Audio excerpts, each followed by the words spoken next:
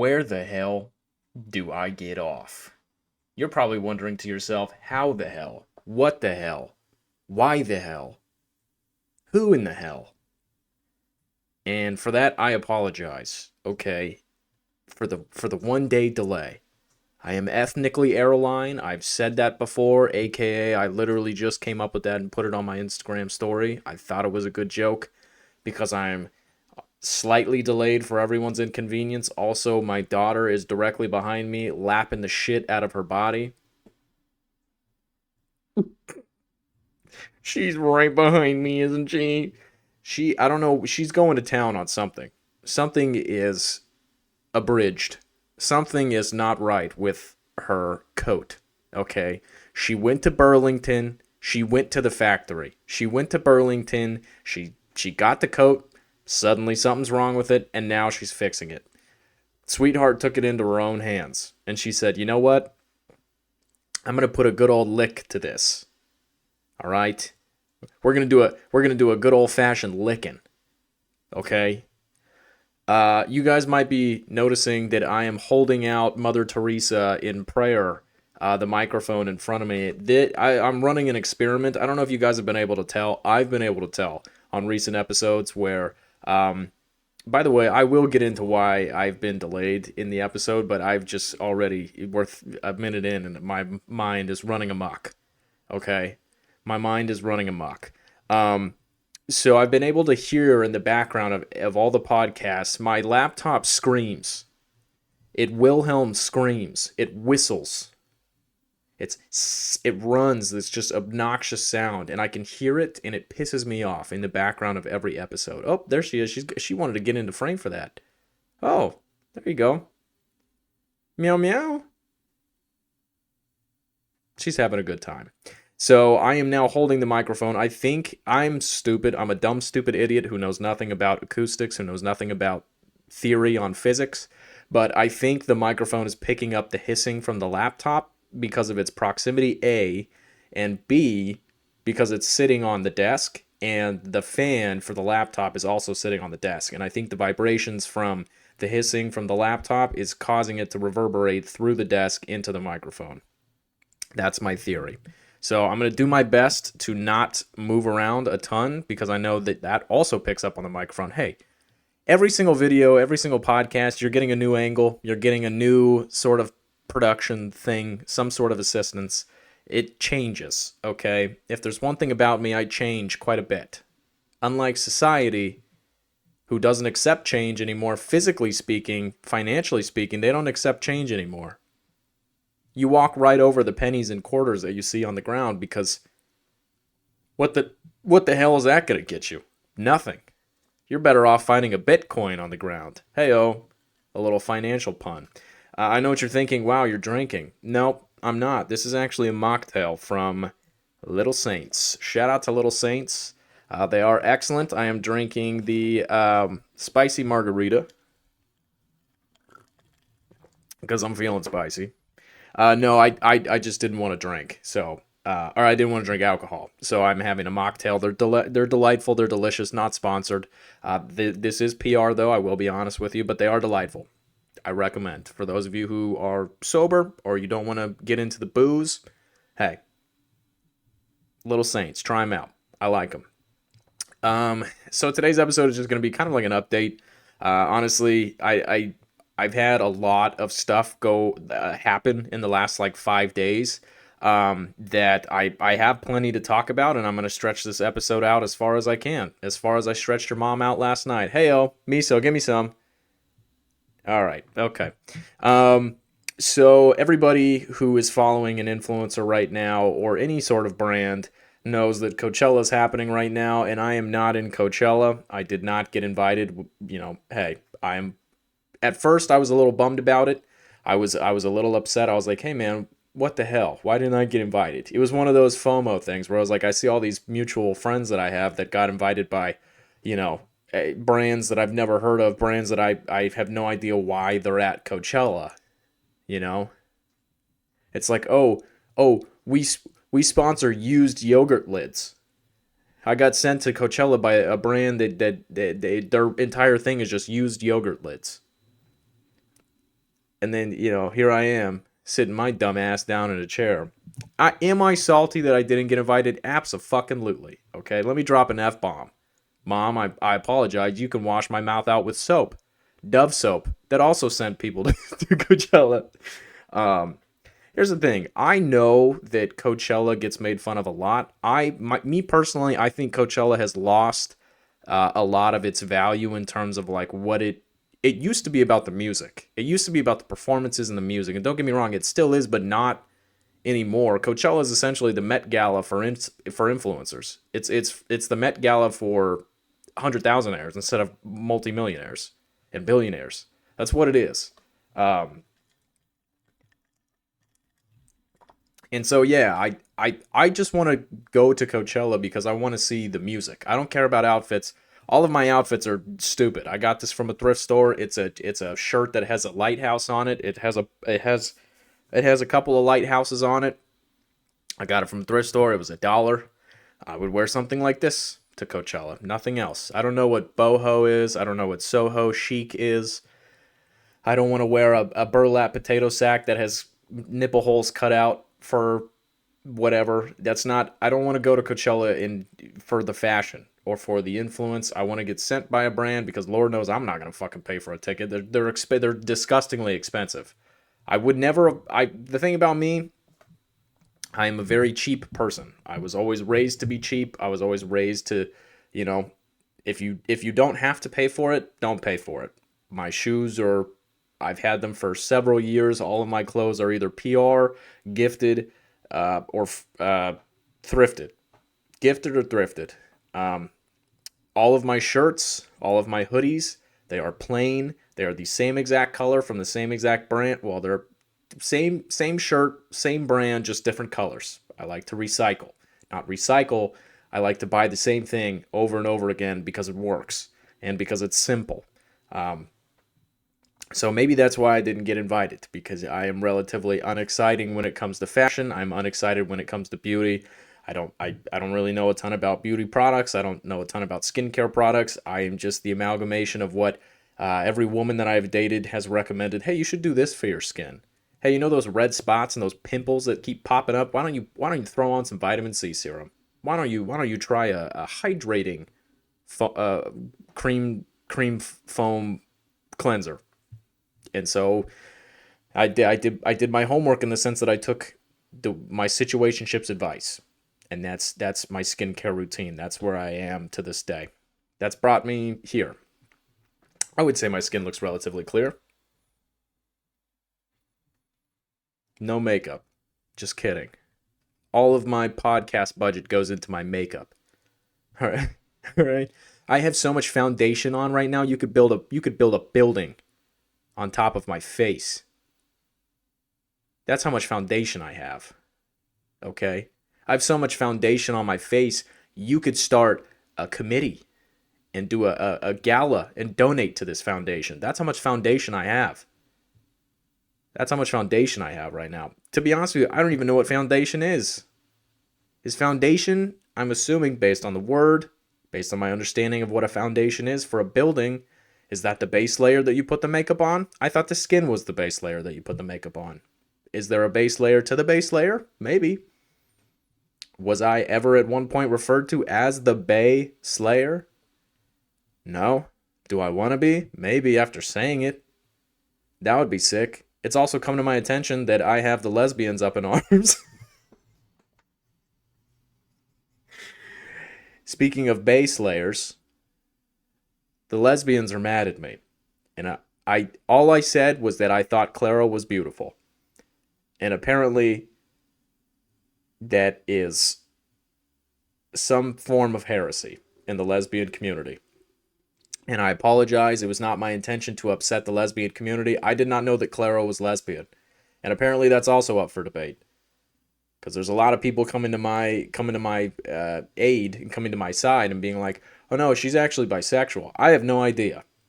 All I know is I think she's beautiful. That was the whole point of the post. And then all the comments, which I believe most of them are jokes, to be fair, which is why I think this is funny. But a lot of the comments are like, you know, I hate men, which I get it. Hey, there's not much to love about us. I get it. Um, but yeah, I do have the lesbians up in arms, which is fine. Hey, that's fine. If I deserve the hate, I deserve the hate. It is what it is. I can live with that. I can live with my failure. Okay. If I have to pack up all my things in a U-Haul, speaking of lesbian, speaking of lesbian, if I have to pack all my things up in a U-Haul and move, I will. For those of you who don't know, there is such a stereotype, such as a U-Haul lesbian that packs up and moves in with their partner within relatively quick timing. It is a stereotype that I know some of my friends who are lesbian that I've discussed if it is it true, and they absolutely said it is. So, anyways, another thing I want to talk about that happened to me recently that made me very uncomfortable, and I do want to clarify and specify, though, if the person is listening to this, hey, water under the bridge, no hard feelings, just please. So essentially, what happened? I got texted by a random number out of nowhere. Random number that had a New York area code, and recently for work, I've had to do some calling and scheduling and emailing for some stuff that's in New York for my engineering job. So I was like, oh, maybe this is one of the subcontractors that I reached to getting back to me about doing some work that we needed done. And so this number texted me and said, hey, is this so and so? And I said, yes, it is. Who is this? And they said, doesn't matter who I am. I'm reaching out on behalf of my friend who is interested in you and has a crush on you. I don't know how they got my number. That was never clarified or specified to me. Um, that made me feel very uncomfortable. As as far as like privacy goes, I don't want anybody just able to get my number out of nowhere and then feel like they have the responsibility and the obligation to text me. I also don't feel like they have the right to a response out of me. Here's the thing. If you get my number out of nowhere and you text me and you expect a response, I don't think that's very respectful of my privacy. Okay. Um, I get it. You might have a crush on somebody and you want to let them know, but that does not mean that you deserve a response out of them. Okay. I am fully aware every time I DM, uh, somebody. Fully aware every time I DM a celebrity, a friend, anybody, a woman I'm attracted to. If I DM them, something a little slutty, something a little like, hey, I want you to get me pregnant, something like that, right? Just spitballing. Um, I am not obligated to a response out of them, nor will I be upset if they don't respond. So, the reason why I was getting so frustrated with this conversation was the person that was reaching out on behalf of somebody else said, hey, I'm reaching out on behalf of this person that went to school with you. They were in your classes and they had a big fat crush on you and they were just wondering, you know, if you're interested. And first of all, I was like, well, how'd you get my number? And they wouldn't answer that. And I was like, okay, um, well, I'm not interested. And if anything, I feel a little uncomfortable that my privacy was violated in the sense that, like, you got my number and you texted me on behalf of somebody else who you won't give me their name. You won't give me who and how I know them. All I know is that I went to school with them. And then I get a DM from the person who asked their friend to reach out. Did not recognize the name.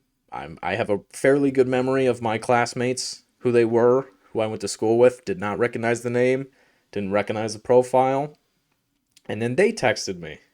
And they said, "Hey, it was apologetic, which I thank you so much. Again, I'm not mad. I'm not, I don't want you to feel bad. I need you guys to know that, like, there are some sort of boundaries that have to be had, that I would like to set up.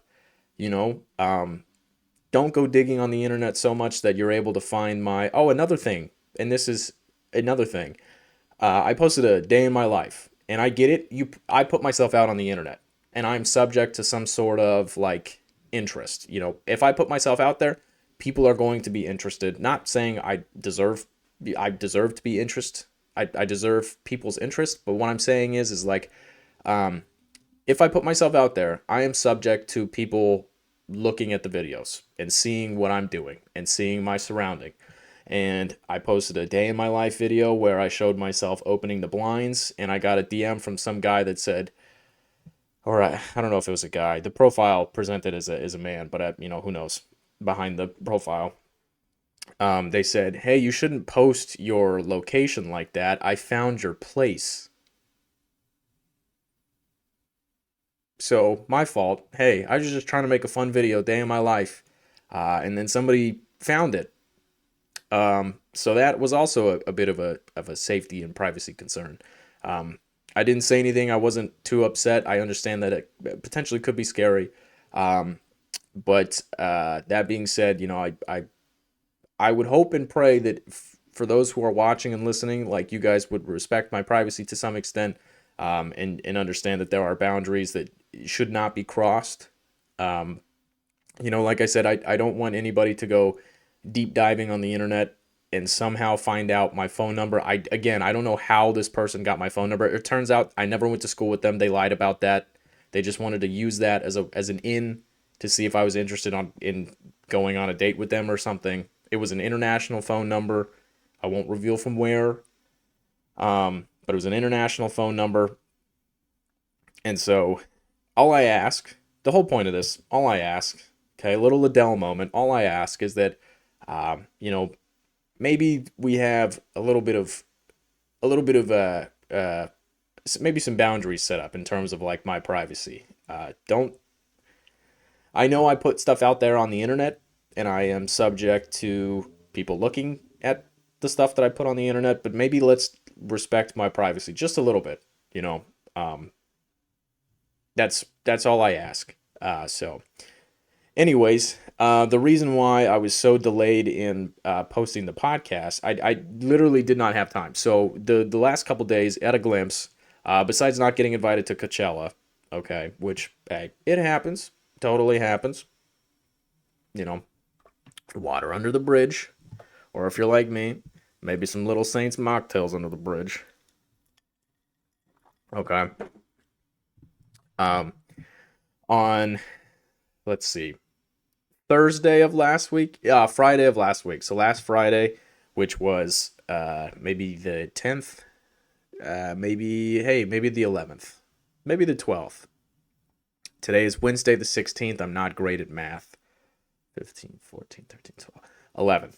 April 11th. I got invited to the young adults or the young professionals night at the Barnes Foundation Museum in Philadelphia, downtown Philadelphia. It's near the Philadelphia Art Museum. I had an amazing time. Essentially, what this was it's a it's a young professionals night where I just got interesting. I just got a notification from my laptop saying that one of my storage technologies is almost full. It might be time to archive some of these episodes. Um, um, so I got invited to this gala. It was floral themed. I made a day in my life video where I am going to the event on TikTok. I got a baby blue plaid suit with a floral tie. And one thing about me, I love dressing up because it makes me feel important, makes me feel, like I said, described earlier, I don't really have a good sense of fashion. It's a lot of plain clothing. It's a lot of sweatpants while I'm working from home. And then when I go out, it's jeans and a white t shirt, or maybe jeans and a black t shirt, or maybe jeans and a plain hoodie. Or if it's in the summertime and I'm sweating bullets, I'm sweating I'm sweating a lot, per se. Um, you know, I'm sweating a lot. Sorry, I'm looking into this storage thing. I'm scared that this episode's gonna cut out soon. Oh well. Um, so I dressed up in a suit. I felt fancy. I felt good. I felt confident for once, which was nice. Put a suit on, and all of a sudden I feel a little confident. Maybe I should wear a suit more often, like that one kid we all went to high school with. We all remember him. We all remember him. He wore a suit every day. What's he doing now? I don't know. Is he wearing a suit? I'd like to think so. Did they wear the suit to bed? Maybe. Maybe it's a little pajama suit. I'm dragging the bit on. Okay, I'm dragging the bit on.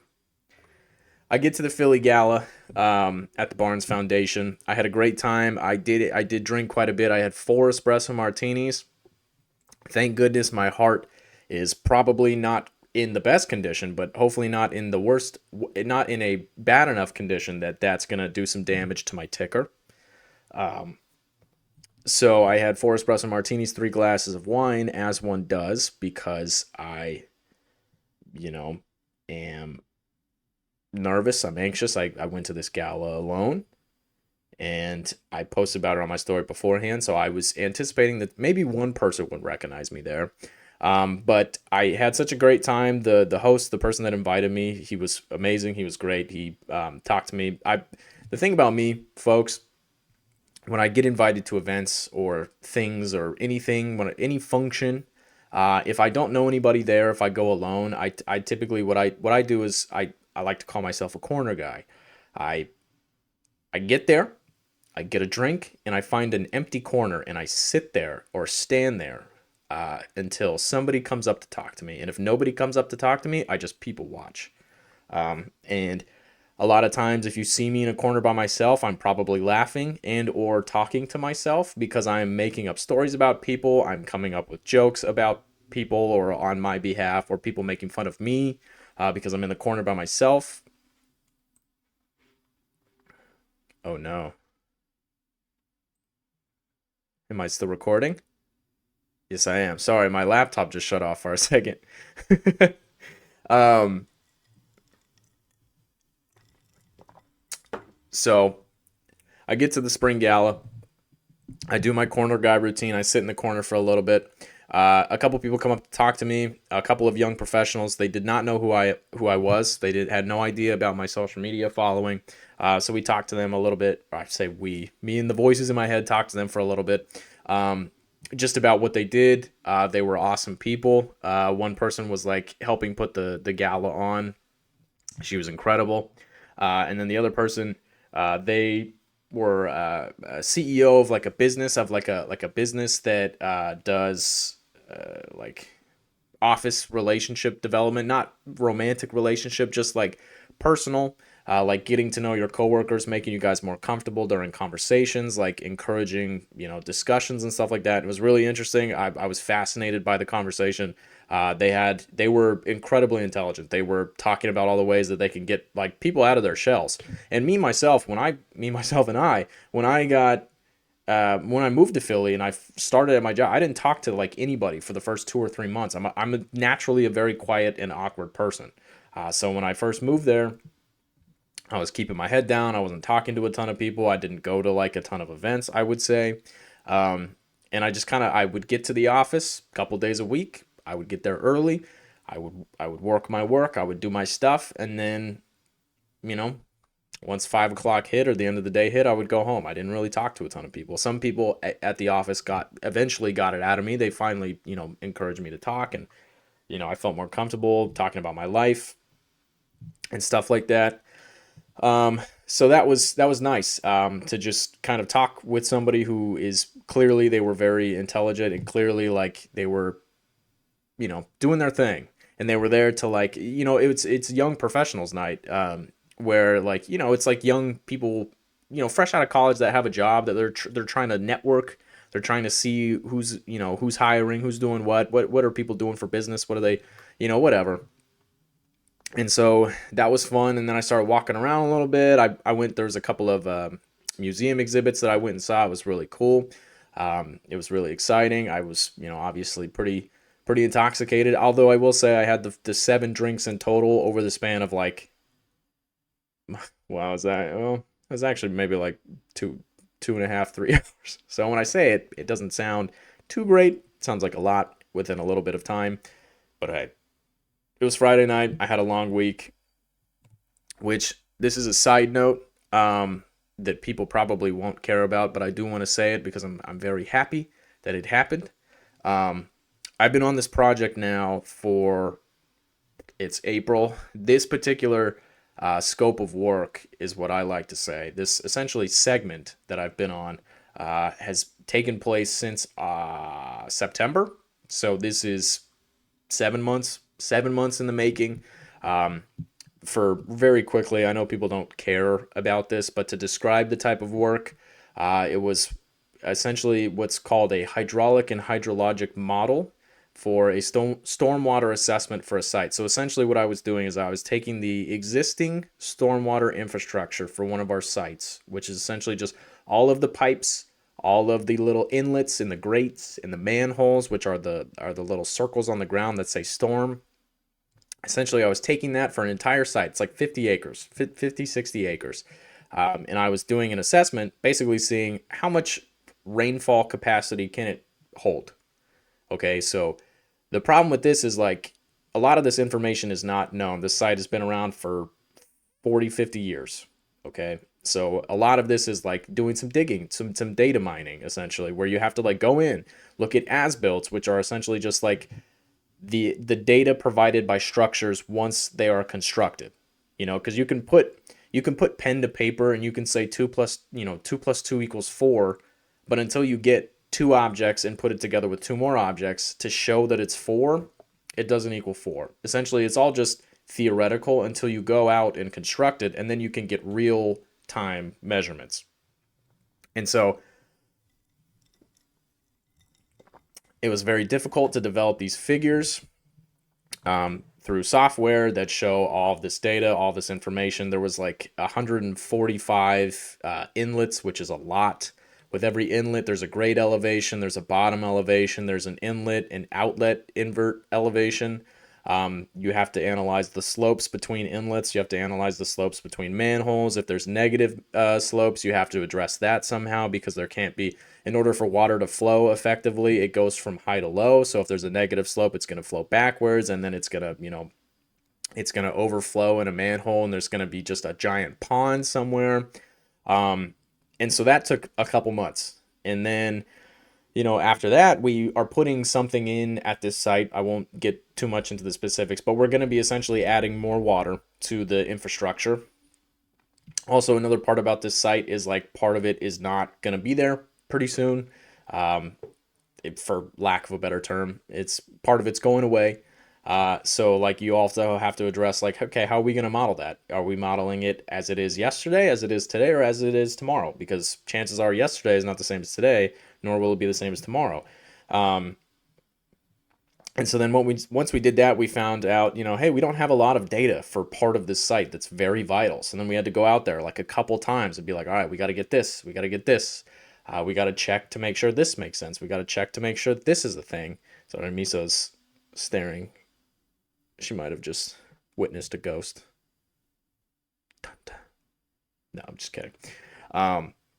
And all this over the course of months. And then once you have all of the data, and even then, part of the data we still couldn't get because there were issues with the site. There were, access issues. Some things were no longer there. Some things have been changed. Some things have been changed that aren't accounted for. Some things are accounted for that haven't changed.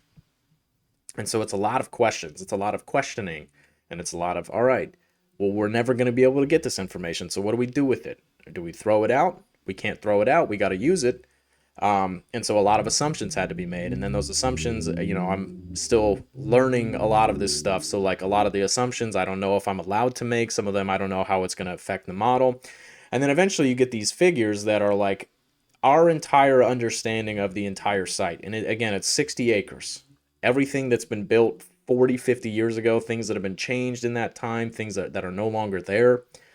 Basically, our most up-to-date and accurate understanding of the entire site. And then you have to model all of it. So essentially, you have to go into a software and plug in, add like a symbol, and put in all the information, everything that's already in the figure that's been surveyed. You have to go in on a separate software, add it all in, and then the software only does things if there's like certain parameters are met. So you have to force the parameters to be met, and then you have to account for that, like in a write-up somewhere, like, hey, these are different in the figure than they are in the model because this is exactly what we know to be true, and we can't physically do that in the model. So this is how we're accounting for it. And so then all that has to be made. Like I said, there's like over 140 inlets. There's, I think, like 50 or 60, 70 manholes, something like that. And so then all this has to be modeled. All of the pipes have to be modeled. So you have to know all of the pipe sizes. And if you don't, then you have to get that information. You have to know what type of pipe it is, what the material is, what the slope is, what the pipe condition is, what pipe direction it's going, where is it flowing to, where is it flowing from. All this has to be plugged into the model. And then once you have that, once you have your final flow, you can say, all right, I want this to be a 10-year storm. I want this to be a 25-year storm. I want this to be a 100-year storm, which are just different rainfall events. Imagine like when you were a kid, one day it rains a little bit. Maybe that's a 1-year storm event. And then the next day it rains really hard, and that's like a 10-year storm event. And then the next day, all of a sudden there's flooding everywhere. It's a 100-year storm event. So we had to assess the capacity under different storm events. And so essentially we got to the end where, I mean, everything I believe has been submitted at this point. It's out of my hands for review if it's not been submitted. But once you have all that information, you then have to write a report on it, because you have to a client, somebody who initially asked for the work is not going to look at all of the figures and double check and say, all right, okay, what this manhole is off by 0.01 in the model. So you have to provide a report that lists out all these things that I mentioned. You know, it has all the assumptions. It has all of the sizing. It has all of this is what we noticed. During the course of this modeling event, we had to go out in the field and conduct some field events to like see what the pipes were. You know, we had to, rip open manholes and check to see if pipes even existed, because like some of the pipes are shown to exist, but when we went out there in the field, we didn't see them. So then how does that affect the overall system in general? Like, what does that lead to? And so all this has to go into a write-up. And it took me 7 months. 7 months. Now, to be fair, I wasn't always working on it every day, 8 hours a day. You know, I'd be working on it maybe a couple hours this week, and then 30 hours next week, and then maybe 1 hour the next week. But still, it was 7 months in the making, and I'm finally glad that it has come to fruition. And it is out of my hands, as I like to say. And so I'm a young professional at this. I'm a young professional at this Philadelphia Gala, having just submitted this 7-month project. It's added plenty of gray hairs. There's been a lot of back and forth. There's been a lot of head scratching. There's been a lot of, I don't know what I'm doing. Why am I doing this? Am I qualified? Should I have just worked at a restaurant for the rest of my life? Which, by the way, part of me still wants to do that. I think it is very honorable. I think it is very valuable. I think it's something I would be good at. Nevertheless, I'm at the Young Professional Night at the Barnes Foundation, and I'm having a blast. I'm having a good time. I've seen the museum exhibits. It's an art museum. I've seen the different photos and paintings and the different features, and a lot of people were very personable and outgoing, and they would come up to me and like talk to me, which was really cool, because I'm a very quiet guy. Like I said, I like to stand off on my own. Drinking a lot helped, because I was willing to talk back. I was willing to have a conversation with a lot of these people. I didn't realize and this is gonna sound very conceited and arrogant, I didn't realize the influence I had on people. Because a lot of them actually came up to me and talked to me, and they're like, "Hey, I love your videos. I actually came to the event because you posted about it." So that was really cool. I was really happy to hear that. I'm happy and excited to see that, like, oh, like what I post on the internet actually people actually actually look at, B, interact with, and C, are like willing to like, oh, like maybe I should go do this thing. So that makes me happy, and I was optimistic about that. So that was really cool. So that was Friday night. Yes, Friday night. And then Saturday night, I got invited to the Last of Us Season 2 premiere in New York. And that was really fun. They had this really cool, like, I'd call it like an exhibit. Maybe not an exhibit, a show, essentially, where they projected like this really cool thing on the side of a building. For those of you who know, in New York, there's this thing called the Domino Factory. It's like essentially where Domino Sugar, it's an old factory where they used to produce sugar. I believe it's in Brooklyn. I believe it's in Williamsburg. Williamsburg. Um, and they projected it onto the side of the Domino Factory building, and that was really cool. It was like this really weird. I don't want to reveal too much about the show, but it was cool. It was a cool little feature to see. And then at the actual event for the first hour, again, corner guy. As soon as I get in there, I take my little photos, which were fun. I posted those on Instagram. Go check them out. Go throw me a like, throw me a bone if you'd like. Pick apart my features. Say which one of my very fat and luscious eye bags you hate more. Um, and so for the first hour of the event, it was just kind of like open bar, talk to whoever. And again, like I said, I corner guy, took my photos. I got my Corona. It was sponsored by Corona. Sorry if I'm acting tired. Had a long couple of days. And so I get there. I grab my two Coronas with lime. I go sit in the corner, or I guess stand in the corner. And eventually, a couple people walk up to me, which was really cool. I talked with them for a very long time, for pretty much the entire hour. And they were awesome. They were amazing. They were super, like, again, conversable in the sense that, like, they were, asking me questions. I was asking them questions. They were good company. Like, I at no point was I uncomfortable. At no point was I like, all right, this is too much. It was like a good conversation, and I love that. That's perfect. Um, and then the show actually played. I got to see the first episode, and I'm not gonna say too much. I'm not gonna reveal anything, but it was very good, very well done. I watched people play the video games, and I was like, oh my god, this is amazing. This is exactly like the video games. Well, maybe not exactly like the video games, but I really enjoyed it. And then I had to get back to Philly that night because I had to work at the vintage store the next day. So I took the train home at like midnight. Eventually got home at like 2:30 a.m. because the train is an hour and a half, and then from Hamilton Station to Philly, where I live, it's about 45 minutes. Um, so, and then once you find parking, that's when you got to get back, and then yeah, so I got back into Philly Sunday morning at like 2:30 a.m. Worked at the vintage store, and then Sunday night I was gonna go back to New York because I had a couple more things on Monday and Tuesday that I'll talk about in a second. But I was like, you know what? I'm gonna go to sleep early. I'll FaceTime my family. It's Sunday. Can't do that if I'm on a train, or I guess I can. But connection is shoddy. Sometimes it's shoddy bay. Um, and so yeah. I was like, you know what? I'll stay home and I'll leave very early Monday morning, ass crack at dawn. And so I FaceTime my family. Everybody's doing well.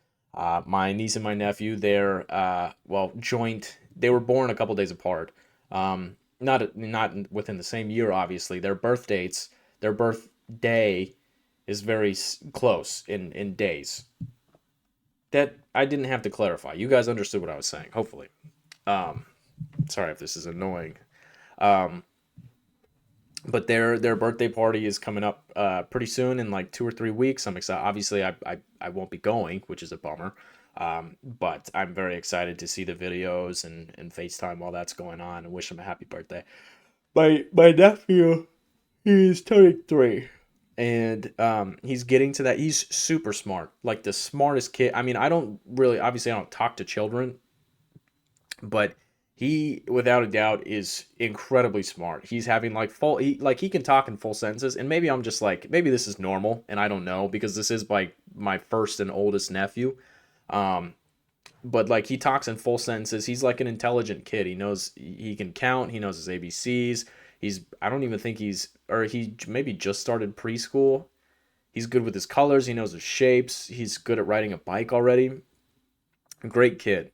Um, and he's super smart. And when I FaceTime him now, he talks to me. He loves miso. Every time I FaceTime, the first thing he says is, "Where miso? Where's miso? Where's miso? Show miso." And so he likes seeing miso. And then he also on FaceTime, you can do this thing where if you hold up a peace sign for like a couple of seconds, balloons will pop up. And he finally figured out like he can do it on his own, on my sister's camera. And so he started doing that too, which is fun. But But yeah, so their birthday's coming up. Obviously, I'll miss that. I'll probably have more FOMO. I mean, not probably. I will definitely have more FOMO about missing that than Coachella or anything else per se. But it is what it is. When you live on the opposite side of the coast, it just kind of happens. But anyways, FaceTime my family, and then Sunday, or I guess now it's Monday. Wake up at 4 a.m. so I can get to the train and then commute into New York and then work out of the Manhattan office. Um, and then Monday I went on the Out and About podcast with Joey and Pat. That'll come out I think this Friday, and that was a lot of fun. I had a good time. I was so nervous that I was literally shaking when I first got there, and then within like the first 20, I mean, it was a pretty short pod, maybe like 30 minutes of talking. Um, I started to get more comfortable. That was like the first ever thing that I've been on. That was the first ever appearance that I've ever made.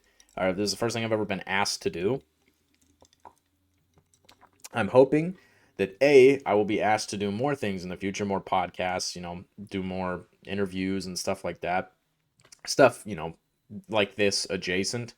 That I'll be more comfortable, but holy shit, like I was literally, my hands were like quite literally like this. For those of you audio only listeners, it looks like you know it looks like I am trying to do jazz hands. That's what it is. That's how I was. It's a good thing I didn't have to hold the mic. The microphone would have been shaking the whole time. And so I had a good time on that. It was fun. It was exciting. I feel like I did pretty bad, so I hopefully I was funny enough for the audience. But like, yeah, no, it was the entire time. I just was so nervous and in my head that like I was hoping that I was being funny, but at the same time I also wanted to be like my authentic self. But I also wanted to like riff the bits with Joey and Pat. Um, and so hopefully that shows that I was like trying my best, and B, doing a good job, keeping up and being funny. So that should be coming out soon. So that was Monday. Um, and then, sorry, I just had a random thought, and I'm not going to share it because secrets don't make friends, but friends make secrets. And if there's one thing about me, I don't have any friends. I'm a lone wolf. I am Lupa, mother of Rome. I am Lupa, mother of Rome. And Miso, my daughter, is my own Romulus and Remus, suckling off my teats.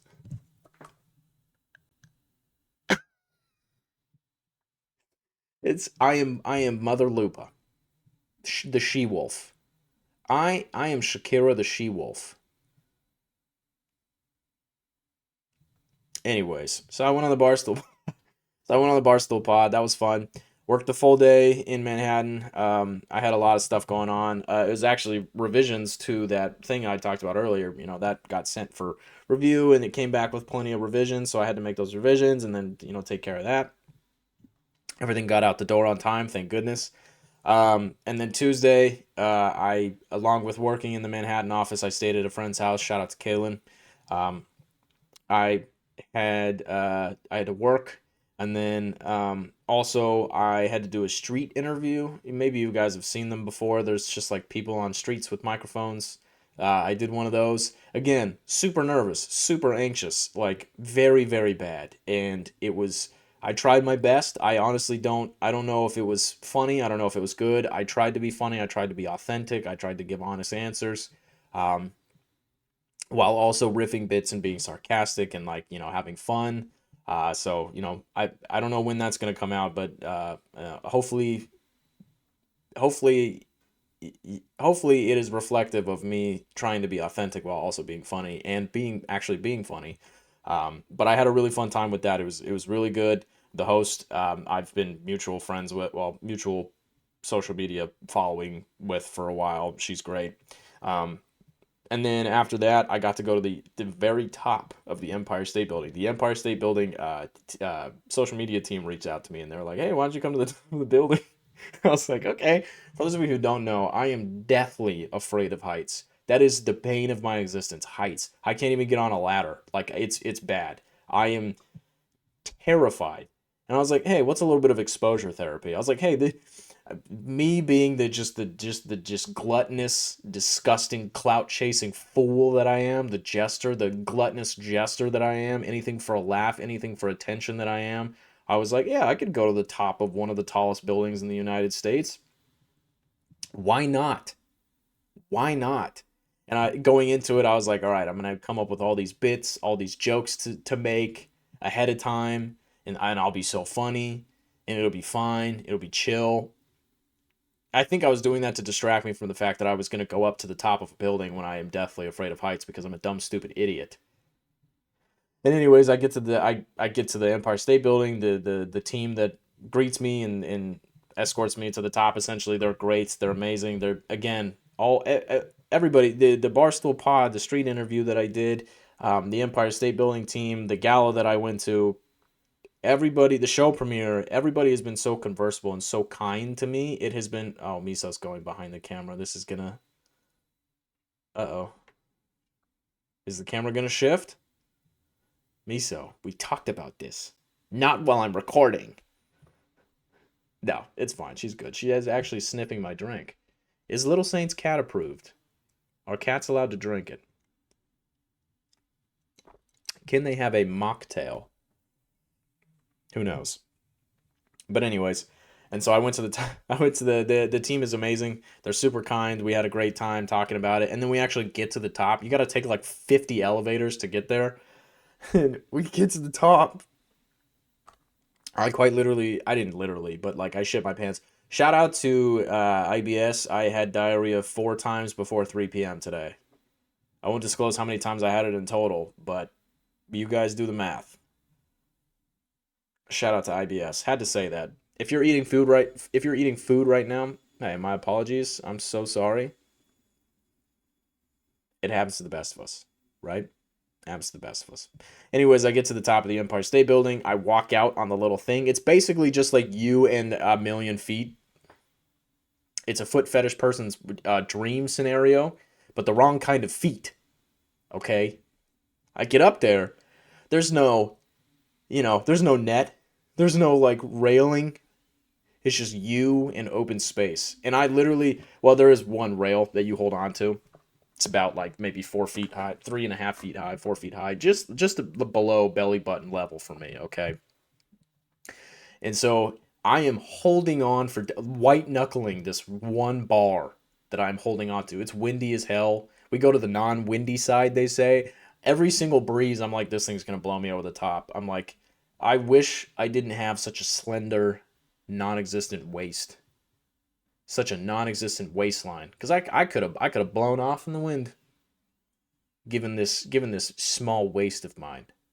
I could have blown off like a plastic bag. Shout out to Katy Perry, who just went to space.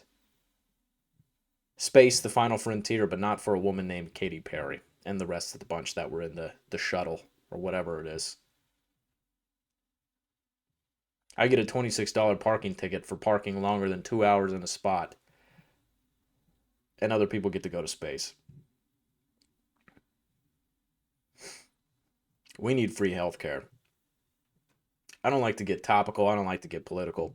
I don't give a fuck about billionaires and millionaires going to space. I want everybody in this country to be taken care of. Dare I say it.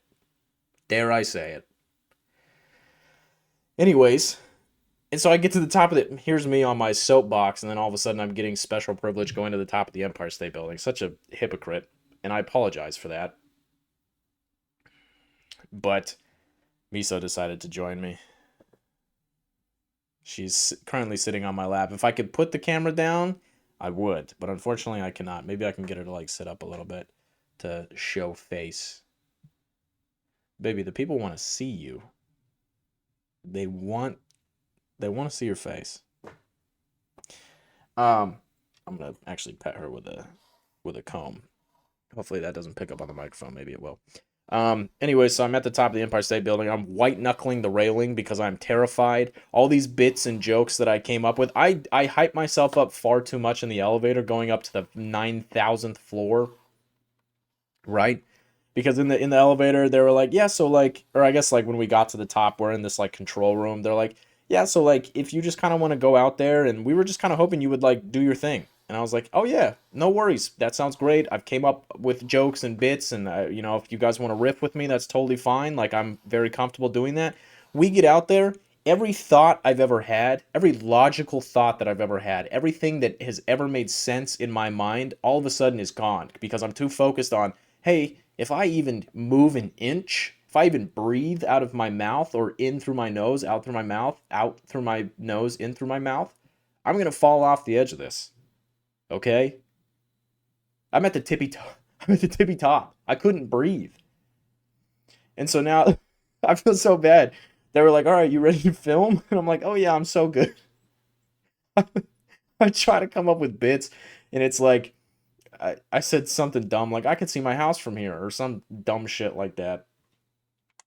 I felt so bad. I was literally it was oh Miso's nudging the microphone. Miso, you don't have to like give yourself CTE. All right, you can just lay down and hey, just enjoy. Let's see if I can. You can see one of her hairs or ears. Anyways, um, I felt so bad. All of my jokes and riffs and bits that I had planned just completely out the door, just completely out the window. As soon as I got to the top, I all I could think about was like, dude, I can see everything. It was amazing. The view was amazing. The gentleman that was with me, he was like trying to point out. He's like, yeah, so this is uptown. You can see Central Park. This is this building. You can see the Statue of Liberty on the other side. And I literally was like, man, you are so good at your job, and I promise you, this is incredible. And this is probably one of the craziest things I've ever done in my entire life. But all I can think about right now is holding on to this railing. I had both hands on the rails, both hands, and I was pushing myself up against the wall so I could be the closest away from the edge that I could be physically possible. Basically, turning myself into Flat Stanley. Although if I was Flat Stanley, I would have gone off. And so and so so yeah, it was incredible. It was an amazing privilege. I don't deserve any of this, and that actually leads me to my next point. So I want to say thank you to everybody. If you guys are listening to this, who knows? But I want to say thank you to the people that reached out on behalf for the Philly for the Barnes Foundation Gala, the show premiere, the Barstool Pod, the street interview, going to the Empire State Building. It was an amazing and magical couple of days, and I do not deserve it by any means. And I, I hope and pray that one day I can feel as though I am worth all of these things. Which brings me to my next point. We haven't done a self check in forever. Okay. Um, I this is more or less a question for y'all. So let me know in the comments. I believe on not TikTok. I believe on Spotify you can leave a comment as well. Um, I had essentially a stretch of days where I got invited to all these things. I was allowed all these privileges with like free drinks, free food in exchange for posting, and you get PR bags, and you get all these things. You get whatever. Um, it's I had 4 or 5 days of feeling like I was the man. Feeling like feeling like I was the man for lack of a better term. And it made me feel so conceited. It made me feel so arrogant because I was like, I don't deserve any of this. And then but in the back of my mind, I was like, well, actually, in the forefront of my mind, I was like, this is the coolest thing I've ever done.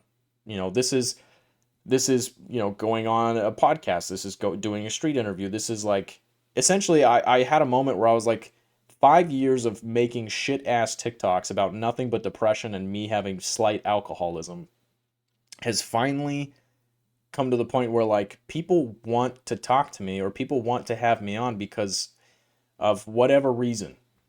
And it was such a big privilege, and it made me think about like, man, do I deserve any of this? And then I did this thing the other day where like somebody asked me like, so tell me about the last couple of days, and I was like, honestly, I don't want to talk about me anymore. I don't want to talk about all the cool things I just did. I don't want to talk about all the good that will come of this. Is it like was it conceited of me to be like, tell me about your day? Was it to like I don't know. It made me feel uncomfortable with myself. Like I don't want to belittle anybody that I'm having a conversation with. I don't want them to think that like, you know, that I'm doing it out of a place of like, oh, I'm not trying to brag or anything like that. I just is this doing too much? like essentially I just felt like I had 4 or 5 days where, these conversations that I have with these people, they're like, "Oh, I love your content. You're so funny. You're so great. Whatever." That's I'm not trying to build myself up. That is quite literally what the words were spoken to me. And uh, you know, it just when I got to the end of the days on my way back, I was like, "Man, that was too much." Is it conceited for me to be like, "Oh, that's too much praise. That's too much like that's too many compliments." Um, is it arrogant for me to say that? Like, oh, please, let's talk about somebody else besides me.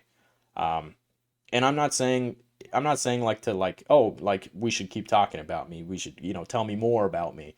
Um, I don't know. Like, what do I do in a situation like that? This is my question. What do I do when I've had a couple of days where people have been I'm very blessed to see these opportunities. I'm very blessed to have these things come about in my life. I do feel as though I'm undeserving. I do feel as though that I'm unqualified and incapable of delivering on expectations. But at the same time, like, how do I go about this situation? Is it conceited of me to, want to move the focus away from me? Is that coming from a place of like me thinking I'm the man and being like, oh no, let's give somebody else the spotlight? Like, does it come from a place like that? Am I doing too much? Am I being arrogant? Um, I talk about missing out on Coachella, and I had 5 things happen essentially in a stretch of 5 days that were all incredible and probably better and more fulfilling than Coachella for the most part. And here I am bitching and complaining about not getting invited to some event that everybody likes to make fun of anyways. That I have made fun of in the last couple of days. Um, so I don't know. Am I doing too much? Is this? I just want to make sure that my audience, for people who enjoy my content, people who listen to the podcast, people who watch the podcast, people who are tuned in to what I'm saying and doing, um am I becoming like this thing that is no longer what you guys originally followed me for, if that makes sense? Am I still in tune and in touch with what got me here? Am I still the person that I was 3, 4 years ago? Am I still the person I was 3 years ago when I was deep in my alcoholism phase and like so just torn about who I was as a person and still putting out like this funny content? Like, um, am I still grounded? I want to believe that I am. Um, I want to be grounded and I want to keep myself in check, but you know, I just want to check in with y'all and ask, am I doing too much? Are you guys mad at me? Are you mad at me? That I'm being the annoying boyfriend. Are you mad at me? Did I do something wrong? Um, but no, I just want to make sure that like, I want to make sure I'm still relatable, I'm still fun, I'm still that guy that y'all, followed originally, you know. Um, So if I'm becoming something that is no longer reflective of what I once was, of what y'all may have enjoyed more, um, tell me. I want to know. Like, what am I doing? What am I doing? What has changed about me that you guys no longer find enjoyable or relatable? Maybe I'll say that. Am I still relatable? Am I still fun? Do you still tune in because you want to, or does it feel forced? Like, I don't know. I just feel like I'm on this weird journey right now. I've got a lot of things on the horizon. I can't really talk about a ton of them right now, but like there's a lot of cool things that are coming my way. There's a lot of fun. Um, and I just want to make sure I'm still grounded and I don't just become this walking advertisement of, you know, the guy that the clout chasing dumb idiot that thinks he's better than everybody else because of, X, Y, and Z, because he's got followers on a dumb social media app that gets threatened to get taken away anyways. Um, so let me know. I just want to make sure that I'm still grounded and I'm still still being kind and still caring. And I don't know, this last section maybe makes me sound like out of touch and like, you know, stupid and dumb and maybe not emotionally or mentally intelligent, but it's just one thing that was on my mind. On the train ride back, I was like, damn, I just had great days, great stretch of days. My mental health was great. And was that due to the fact that I felt like people were very complimentary? Um, and since I don't feel I'm deserving of that, is this a false sense of positive mental health? Um, and then also at the same time, and I'll end with this because I see that we're at an hour right now, but like because I was doing so well mentally, I was like, damn, I want to reach out to everybody. I want to say hi. I want to, see how people are doing. I want to, how was your day? What's everybody feeling? What's, telling my friends that I was just telling my sister that like I was just like so I had so many things happen and I was like excited about it and like am I allowed to be excited, but at the same time like because I was doing so well mentally that like I was checking in with people, and then it's like, well, why do I need to be mentally well? Why do I need to be positive in order to check in with people? Like it doesn't take more than just a text message to check in with people that I haven't talked to in a while. So like why do I have to feel like I'm good and I'm fine before I reach out to people to see if they are good and fine? Like why can't we go through the trenches together? Was another thing that like I a moment hit me where I was thinking about that too. You can see all of Miso's hairs flying around. She sheds a lot. She sheds. I mentioned Burlington Coat Factory earlier in the episode. That's a callback joke. Miso could run her own Burlington Coat Factory with her fur that sheds. All I do all day is brush her. All I do all day is brush her. She eats it up every time, and sometimes she eats her hair, and that pisses me off. Makes me so mad. Don't eat your hair, Miso. It's disgusting. But nevertheless, um, I hope that was a good self check in. It was more or less a check with y'all. So am I being too much? Am I doing too much? Have I lost the vision of what it means to be who I was, if that makes sense. But yeah, I had a fun couple of days. And then I had a moment of realization where I was like, am I disgusting? Am I becoming the one thing I asked myself never to be? Um, so thank you all for your patience. I'm so sorry that this came out a day late. Uh, like I said, I'm in the business of disappointing, and maybe this episode was disappointing for y'all, but nevertheless, oh, got one in at the end there. I don't know what the nevertheless counter is. Somebody put a nevertheless counter on the previous episode, and I loved that. That was so funny. So, anyways, I love y'all so much. Hey, let me close this by saying this. Okay, if you had 23 bad hours today, I hope the hour that you spent with me was a happier hour. Good night.